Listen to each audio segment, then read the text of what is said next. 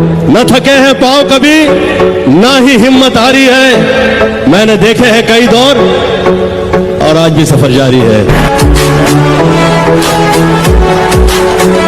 अभी ताकत है खुद के वजूद में, जिंदगी हम किसी और के हिसाब से नहीं जीते। और जो हमारी बराबरी करना चाहते हैं उन्हें बता दूं कि शेर और सियार कभी एक साथ घाट पर पानी नहीं पीते। पूरी ठोक ठोक रखदा।